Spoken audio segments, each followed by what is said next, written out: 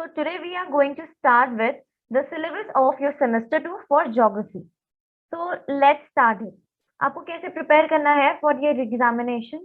So we need to understand these things and आज की ये video it is dedicated for that कि आपको कौन सी चैप्टर सेलेक्ट करनी चाहिए as a kind of an advice and also कि कौन सी chapter compulsorily you have to attempt. So section 1 section 2 ये सारी चीजें इससे पहले तो सेमेस्टर 1 हटा दो बिकॉज सेमेस्टर 1 का अब नहीं आने वाला. Semester 1 is over. Now we are going to start with the semester 2. तो सेमेस्टर 2 में जो सबसे पहला चैप्टर है that is the map of India. It is compulsory to attempt this question because ये सेक्शन ए में आएगा एंड इसके सारे question you are suppose to attempt. ठीक है. सो ये 10 मार्क्स का होता है and you are suppose to practice this question very well ताकि एटलीस्ट भी तो ये 10 मार्क्स आप अपने हाथ में कर लो. ठीक है. अब बात करें बाकी चैप्टर्स की तो नेक्स्ट में आता है मिनरल एंड एनर्जी रिसोर्सेज, फिर agriculture, manufacturing industries, transport and then waste management. तो चलिए समझते हैं कि कितने चैप्टर्स इसमें से करने हैं आपको और कौन सी चैप्टर्स में क्या क्या पूछा जाएगा. तो क्वेश्चन पेपर का फॉर्मेट देखा जाए तो क्वेश्चन पेपर 40 मार्क्स का होता है. सेक्शन ए में मैप वर्क होता है that is of 10 marks and it is compulsory to be attempted. Section B की बात करें तो इसमें आपको बस 3 ही क्वेश्चन करने हैं बिकॉज एज अ होल आपको 40 मार्क्स कवर करना है ना.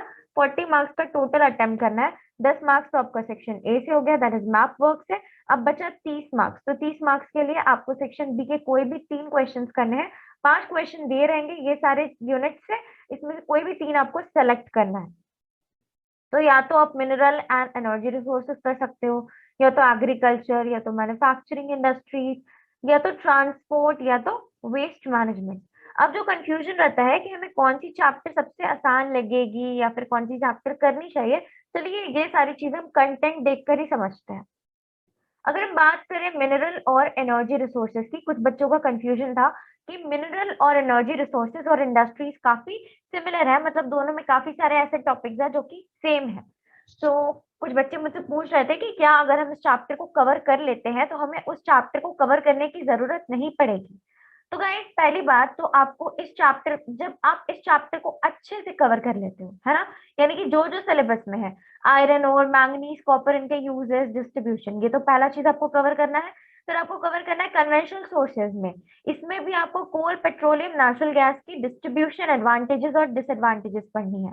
ठीक है. फिर हाइडल पावर आता है तो हाइडल पावर में भाखरा नंगल डैम और हीराकुद डैम आपको अच्छे से स्टडी करना है, जिसके अंदर लोकेशन और कौन सी स्टेट बेनिफिटेड है. स्टेट बेनिफिटेड में आपको ज्यादा कुछ तो नहीं आता ना, बस कौन सी स्टेट इसका फायदा उठा रही है इस पर्टिकुलर प्रोजेक्ट का, इस पर्टिकुलर डैम प्रोजेक्ट का. ठीक है. इसके बाद अब बात करें नॉन कन्वेंशनल सोर्सेज की, तो इसमें आपका सोलर, विंड, न्यूक्लियर और बायोगैस है, जिसके आपको एडवांटेजेस और लोकेशन पढ़नी है. तो ये रहा आपका whole mineral and energy resources में आपको इतना पढ़ना है. ठीक है. अब इसके बाद नेक्स्ट है मैन्युफैक्चरिंग इंडस्ट्रीज. अब देखो कंपेयर करो कि आखिर दोनों में क्या क्या चीजें हैं जो आपको एक्स्ट्रा एड ऑन करना पड़ेगा उस चैप्टर को कवर करने के बाद. यानी कि आपने अगर मिनरल एंड एनर्जी रिसोर्सेज कर ली तो अब आपको और क्या प्रिपेयर करना बाकी है. इसमें आपको देखो पहली बात तो इसमें आपको मैन्युफैक्चरिंग इंडस्ट्रीज का इंपॉर्टेंस और क्लासिफिकेशन पढ़ना होगा. ठीक है. कि इंपॉर्टेंस क्या होता है और किस किस बेसिस पे इसको क्लासिफाई किया जाता है. अब इतना तो हो गया. अब इसके बाद आपको इसमें 2 टॉपिक्स पढ़ने हैं. एक तो है एग्रो बेस्ड इंडस्ट्री. ठीक है. इसके अंदर आपको 2 इंडस्ट्रीज के बारे में पढ़ना है, शुगर और टेक्सटाइल. अब देखो यहाँ पे हमने जो मिनरल एंड एनर्जी रिसोर्सेस में जो आप बोल रहे हो कि काफी सारे चैप्टर्स सिमिलर है. ठीक है. तो वो आपका आयरन एंड स्टील के कुछ टॉपिक सिमिलर हो जाएंगे, है ना, मतलब कि थोड़ा बहुत पेट्रोलियम, फिर कुछ आयरन, कुछ रिसोर्सेज, है ना. तो कुछ रिसोर्सेज के कुछ टॉपिक सिमिलर है. यहाँ तक कि एग्रीकल्चर से भी शुगर का कुछ पार्ट मैच खाता है ना. बट यहाँ पे आपको वो सारी चीजों को तो आप कंसिडर करोगे ही, लेकिन इसके साथ साथ आपको शुगर में और भी बहुत सारी चीजें पढ़नी है. जैसे कि आपको कुछ इंडस्ट्रीज के नाम भी याद करने हैं, फिर इसमें काफी लंबा चौड़ा टॉपिक है, लोकेशन है, तो फिर एडवांटेजेस हैं एंड कुछ टॉपिक्स हैं जो कि एग्रीकल्चर में कवर नहीं हुआ था. ठीक है. तो आपको ये सारी चीजों को डीपली एनालाइज करना पड़ेगा कि आपको क्या क्या और एक्स्ट्रा में पढ़ना है for covering this chapter, this complete unit. ये यूनिट थोड़ी हार्ड है बाकी यूनिट्स के मुकाबले, क्योंकि इसमें आपको डिटेल स्टडी करना है आयरन और स्टील प्लांट्स का, जिसमें दो है, एक तो राउरकेला और iron and steel, that is Tata steel वाली चैप्टर नहीं, मतलब ये दोनों टॉपिक। और फिर पेट्रोकेमिकल के भी आपको कुछ कुछ इंपॉर्टेंट टर्म्स, कुछ कुछ इंपॉर्टेंट पॉइंट्स याद करने हैं, और इलेक्ट्रॉनिक्स का भी, जो कि ज्यादा बड़ा नहीं है, बट स्टिल इसमें लर्निंग थोड़ा ज्यादा है।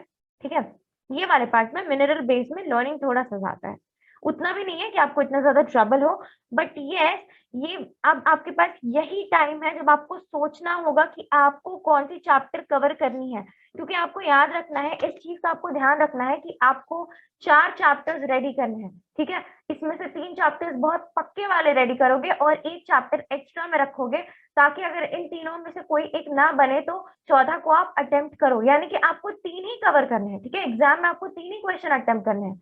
लेकिन मान लो कि आपने जो चैप्टर से पढ़ा था 3 चैप्टर, उसमें से कोई एक चैप्टर का आपको कोई ऐसा क्वेश्चन पूछ लिया गया जो कि आपको नहीं आ रहा उसका आंसर, लेकिन फोर्थ जो क्वेश्चन है, फोर्थ क्वेश्चन में जो आखिरी वाला जो आपने अटेम्प्ट किया था चैप्टर, ठीक है, जो आपने पढ़ा था, प्रिपेयर किया था, वो वाले चैप्टर से कोई ऐसा क्वेश्चन है जो आप कर सकते हो, आसान है, तो आप ऑब्वियसली ये जो 3 क्वेश्चन है इसमें से आप एक छोड़ दोगे और ये 4 चैप्टर वाला क्वेश्चन अटेम्प्ट करोगे। ठीक है, मतलब कि इन केस कि अगर आपको क्वेश्चन में ऐसा कुछ दिक्कत होगा, तब उस केस के लिए आपके पास एक सेकंड ऑप्शन होना चाहिए, प्लान बी होना चाहिए रेडी। ठीक है, अब इसमें हमने क्या पढ़ने हैं क्या नहीं पढ़ने, ये सब सारे चैप्टर्स मैंने वीडियोस में कंप्लीट कर लिए हैं। अगर आपने नहीं देखा है तो यार जल्दी से जाके सारे वीडियोस कंप्लीट करो, तभी तो समझ में आएगा कि आपको कैसे क्या क्या पढ़ना है। मैंने नोट्स भी प्रोवाइड किया है, साथ साथ वीडियोस भी प्रोवाइड की है। ठीक है, अब ये तो रहा आपका मैन्युफैक्चरिंग में से। ठीक है, और कॉटन में भी आपको लोकेशन पढ़नी है, कि जो लोकेशन पढ़नी है कि मेनली कहाँ कहाँ इंडस्ट्री सेटअप हुई है। ठीक है, और क्या क्या प्रॉब्लम्स इंडस्ट्री को फेस करनी पड़ रही है, शुगर को या फिर कॉटन को, ये सारे टॉपिक्स मैंने उसमें कराए हैं, यहाँ तक कि पेट्रोकेमिकल में भी।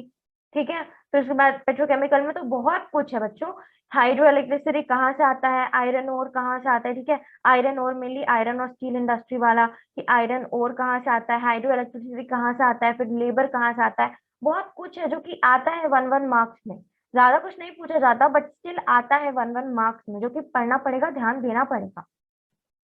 अब ट्रांसपोर्ट की बात करें तो देखो, ट्रांसपोर्ट में आपको इंपॉर्टेंस और मोड्स पढ़ने हैं। ठीक है, तो मोड्स में आपको क्या क्या, रोडवेज, ठीक है, रेलवेज, एयरवेज, वाटरवेज। ठीक है, मोड्स ये सारे हैं। तो अब इसमें से भी रोडवेज आपको सब कुछ नहीं पढ़ना, नेशनल और स्टेट हाईवेज पढ़ने हैं, प्लस नेशनल में आपके जो ये 2 टर्म्स है, ये जो टॉपिक्स है, गोल्डन क्वाड्रिलैटरल और NSEW, ये दोनों भी आ रहे हैं। ठीक है, तो मतलब इसमें ज्यादा कुछ नहीं है, आपको मेनली इसके अंदर 4 चीजें पढ़नी है रोडवेज के अंदर, नेशनल, स्टेट हाईवेज, फिर गोल्ड क्वाड्रिलैटरल और NSEW।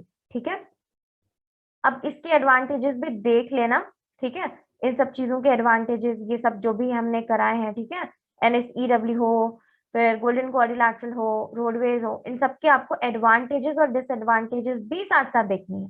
ठीक है, अब रेलवेज की भी एडवांटेजेस, डिसएडवांटेजेस और बेसिक डेफिनेशन, हल्का फुल्का डेफिनेशन भी, और एयरवेज के एडवांटेजेस, डिसएडवांटेजेस, वाटरवेज के एडवांटेजेस, डिसएडवांटेजेस।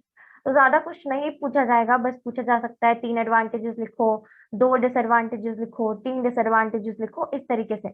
और ये सब में से आपको थोड़ा बहुत डिटेल में पढ़ने की जरूरत है कि नेशनल हाईवे क्या होता है, स्टेट हाईवे क्या होता है, गोल्डन क्वाड्रिलैटरल की क्या एडवांटेजेस, डिसएडवांटेजेस क्या होता है। तो ये सब चीजें हैं जो आपको कवर करनी है। ठीक है, अब एग्रीकल्चर की बात करें तो एग्रीकल्चर काफी सोफिस्टिकेटेड चैप्टर है। ठीक है, हार्ड तो मैं नहीं कहूंगी, क्योंकि अगर आप कर लेते हो ना ये सब कुछ तो हो जाता है आराम से कवर, लेकिन हाँ इसमें काफी सारा कुछ है कवर करने को, तो ये थोड़ा सोफिस्टिकेटेड है। जैसे कि आपको पहले तो इंडियन एग्रीकल्चर का इंपॉर्टेंस, प्रॉब्लम्स और रिफॉर्म्स पढ़ने हैं, फिर आपको एग्रीकल्चरल सीजन पूछना है, यानी कि मेनली इसमें जो क्वेश्चंस बनता है ना, वो आपका क्लाइमेटिक कंडीशन से बनता है। ठीक है, क्लाइमेटिक कंडीशन एक मोस्ट आस्क्ड क्वेश्चन है, फिर एग्रीकल्चरल सीजन के बारे में पूछ सकता है, फिर एग्रीकल्चरल सीजन के बारे में आपको याद होनी चाहिए कि कौन से सीजन हैं, और इनमें सारे सीजन के एटलीस्ट 2 2 क्रॉप्स के नाम याद रख लो, इतना कर लो, एटलीस्ट आपका थोड़ा बहुत ही कवर हो जाएगा। ठीक है, इसके बाद फिर सॉइल रिक्वायरमेंट में भी थोड़ा बहुत देख लो कि क्या क्या नेसेसरी है इन सभी चीजों के लिए। ठीक है, तो आपको जानना होगा कि राइस में किस तरीके का सॉइल, किस तरीके का क्लाइमेटिक कंडीशन, ये सब कुछ आपको पढ़ना है। देखो क्वेश्चंस तो बहुत आसान आएंगे, I agree on this point, लेकिन बात ये है कि आपके पास बहुत सारे टॉपिक्स हैं। वो होता है ना कि आपके पास बहुत सारे टॉपिक्स हैं, ठीक है। ऑलमोस्ट आपके पास मान लो 10-15 टॉपिक्स दिए हैं।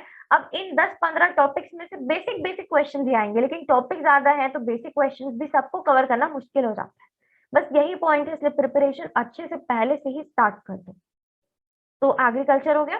अब वेस्ट मैनेजमेंट, तो वेस्ट मैनेजमेंट में मेनली वेस्ट मैनेजमेंट का जरूरत क्यों पड़ता है, फिर कौन से सेफ डिस्पोजल मेथड्स है। अब सेग्रीगेशन को सेफ डिस्पोजल क्यों कहा जाता है, ठीक है। क्यों कहा जाता है, क्योंकि इसमें हम लोग बायोडिग्रेडेबल और डिग्रेडेबल को मेनली अलग करते हैं, और भी अलग अलग कैटेगरी के वेस्ट को भी अलग करते हैं, जैसे कि रेडियो एक्टिव वेस्ट हो गए, मेडिकल वेस्ट हो गए, ठीक है। अब डंपिंग के बारे में भी पूछा जाता है कि डंपिंग के क्या मे बी डीमेरिट्स हो सकते हैं, ठीक है। फिर कंपोस्टिंग के बारे में भी पूछा जाएगा, ठीक है। कंपोस्टिंग, वर्मी कंपोस्टिंग भी क्या होता है वो भी मैंने मेंशन करा दिया है वीडियो में, ठीक है। अब नीड्स और मेथड्स ऑफ रिड्यूसिंग, ऐसे पूछा जा सकता है कि 3 वेज बताओ रिड्यूसिंग के, 3 वेज बताओ रियूजिंग के, 3 वेज बताओ रिसाइकलिंग के, या 4 बताओ, 2-3, मतलब मैक्सिमम 3 से 4 आप याद रखो, इतना काफी रहता है, इसलिए मैं ज्यादा नहीं कराती। 4 याद रखो, इतना काफी रहता है, उससे ज्यादा नहीं पूछता है, ठीक है। इतना तो हो गया। अब देखो, एक यहाँ पे ये बात है कि ये वाला जो चैप्टर है ये इजी है, ठीक है, स्कोरिंग है, इजी है।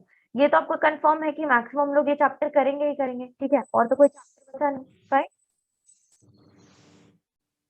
तो वन सेकेंड, एक तो आपका वेस्ट कंफर्म हो गया कि आपको वो करना है अटेम्प्ट, ठीक है। और ये वाला चैप्टर भी बहुत आसान है, इसमें से भी उतना कुछ हार्ड क्वेश्चन नहीं बनेगा, क्योंकि देखो इसमें कोल, पेट्रोलियम, डिस्ट्रीब्यूशन एडवांटेजेस, ये सब तो पढ़ना ही पड़ेगा, ज्योग्राफी है तो याद तो करना ही पड़ेगा, राइट।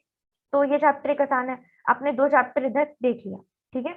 अब इसके बाद जब आप इंडस्ट्रीज में आओ, ठीक है, तो ये वाली हम थोड़ा इसको भी छोड़ देते हैं, ये वाले चैप्टर को। अब ट्रांसपोर्ट देख लो, तो ये सब ट्रांसपोर्ट कर सकते हो, ठीक है, आसान होता है, इतना हार्ड नहीं होता, ठीक है। अब एग्रीकल्चर का मतलब श्योर नहीं है कि कितने बच्चे करेंगे, कितने बच्चे नहीं करेंगे।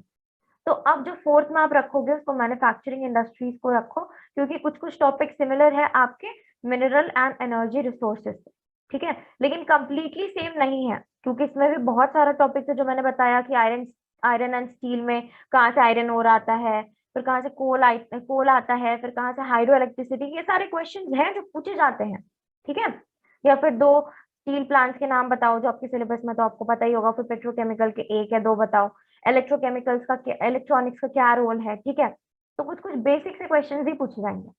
सो I will suggest you, let me just highlight the chapters. So I will suggest you to go with chapter number 1, that is mineral and energy resources. Then go with the transport chapter, then waste management, and then lastly you can go with manufacturing industry. Now it simply depends upon your ease. आपने अगर पहले से preparation करी है तो आपको agriculture भी ज्यादा आसान लगेगा, ठीक है। एग्रीकल्चर अगर किसी ने पहले से पढ़ा है तो उसे एग्रीकल्चर आसान लगेगा। तो ये दोनों में मेरे बच्चों को कंफ्यूजन होता है कि एग्रीकल्चर करें या फिर मैन्युफैक्चरिंग इंडस्ट्रीज करें। दोनों ही सोफिस्टिकेटेड चैप्टर्स हैं, बट यस क्योंकि सिलेबस रिड्यूस हो गया है तो पहले के मुकाबले आपका सिलेबस काफी इजी है, तो आप इस चीज का बेनिफिट उठाओ। और बस 40 मार्क्स का ही पेपर है, तो ऑलरेडी आपका जो सेमेस्टर 1 है वो बहुत सारे बच्चों का खराब हो चुका है, ये बात पे तो सब कोई अग्री करते हैं, ठीक है। तो टॉपर शीट में तो आपने मार्क्स गवा दिए, लेकिन अभी मार्क्स मत गवाओ, टाइम है। ये 10 मार्क्स तो डेफिनेटली आपको बचा के रखने हैं, ठीक है। ये 10 मार्क्स आपको बचाने हैं, और मैं फिर से रिपीट कर देती हूँ, आपको 3 क्वेश्चन सेलेक्ट करना है सेक्शन बी में से, ठीक है। टोटल 5 क्वेश्चन रहेंगे, उसमें से आपको बस 3 करना है। To be on a safer side मैं आपको सजेस्ट करूंगी कि आप 4 चैप्टर प्रिपेयर करके जाओ, लेकिन अगर आपके पास टाइम नहीं है सो गो विथ 3, बट 3 पढ़ोगे तो 3 को भी क्लियर कट उसको अच्छे से पढ़ के आओ, ठीक है। So guys, this was all about this complete tutorial or this complete suggestion video. Thank you so much. We'll be meeting soon in the next video. All the very best for your exams. And yes, pre-boards में question की difficulty ज़्यादा होती है in comparison to your boards. So nervous मत होना, panic मत होना. Just give your best and all the best.